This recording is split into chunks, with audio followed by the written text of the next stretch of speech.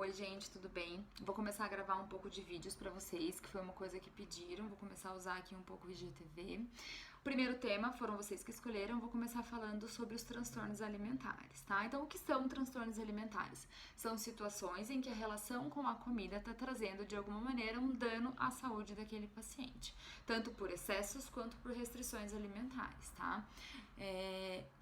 Quais são os transtornos mais comuns e quando eles se apresentam, né? O que a gente mais vê no dia a dia são os transtornos de anorexia e bulimia, mas depois eu vou fazer vídeos de alguns outros transtornos que estão se tornando bem comuns hoje em dia, como a vigorexia, a ortorexia, e vou explicando cada um deles para vocês, tá?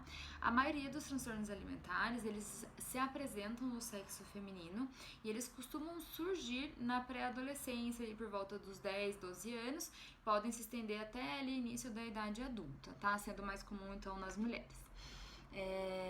Dentre o que a gente mais vê no dia a dia, ou que é mais conhecido, né, falando assim publicamente, tem a anorexia, que é o primeiro distúrbio alimentar que eu vou abordar com vocês, tá? A anorexia, ela é um distúrbio de autoimagem, então a menina que tem, né, a pessoa, o paciente que tem anorexia, ele não se vê com peso normal ou com baixo peso, ele se vê gordo, ele se vê acima do peso, ou ele se vê magro, mas com alguma gordura, alguma coisa que incomode, mesmo estando bem magro, bem abaixo do peso esperado, tá? Geralmente esses distúrbios eles são provocados por restrições alimentares, então não comem mesmo, eles deixam de comer ou comem de uma maneira muito errada ou comem pouquíssimo, então belisca assim, come quase nada. Também pode ter associação com bulimia, então alguns desses pacientes comem, principalmente para a família, para ninguém perceber, e eles vão lá e fazem a purgação com o vômito pós-alimentar, tá? Que daí depois a gente vai abordar um pouquinho da bulimia também.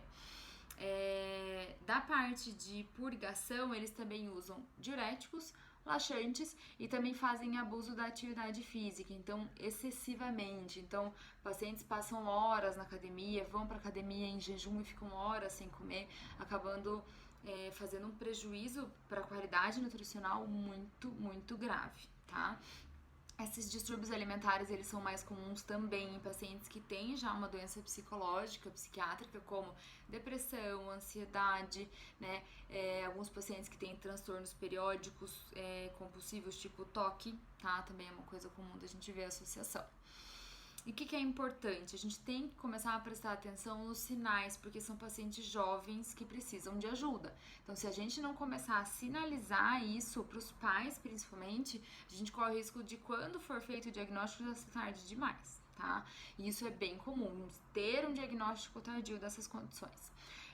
Então, o que a gente tem que começar a observar? Se aquele paciente, ele reclama muito do seu peso mesmo estando magro, se ele se queixa muito de que ele precisa ir na academia, se ele tem uma negação com vários tipos de alimentos que são um pouco que corre o risco de engordar, uma coisa excessiva, né? Se você percebe que o paciente sai e vomita após a refeição, então começar a observar o hábito do paciente durante a refeição.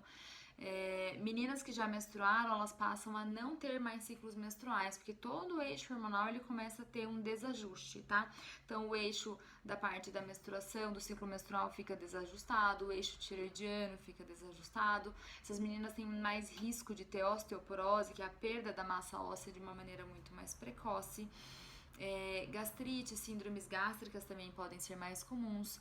Intestino preso pela baixa ingesta. Da parte psicológica, a gente tem uma alta taxa de suicídio, então também é uma coisa que tem que ficar bastante em alerta. Uma coisa que tem sido vista ultimamente, que é bem perigoso, na verdade já é uma coisa antiga, são grupos de meninas, grupos de pacientes que tem esse comportamento. Então, são grupos conhecidos como pró-ANAs.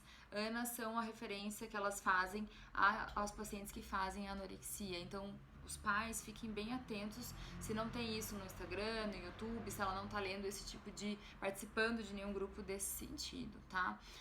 Sobre o tratamento, é bem importante, então, uma intervenção psicológica e psiquiátrica em conjunto com uma abordagem nutricional e endocrinológica para a gente fazer todo o estudo de como proceder com a realimentação. Não adianta lá amarrar e dar comida, não é assim que funciona. A gente tem que ter uma cautela, fazer uma avaliação bioquímica antes para saber qual o grau de desnutrição, iniciar um planejamento de hidratação e abordagem psicológica para planejar a realimentação desse paciente. Tá bom? Se tiverem dúvidas, perguntas, podem ir colocando aí que eu vou tentando responder nos próximos vídeos. Vou deixar para falar dos próximos distúrbios nos próximos vídeos, porque já tá grande. E qualquer dúvida que tiverem, podem ir me mandando, tá bom? Espero que gostem. Um beijo, até o próximo.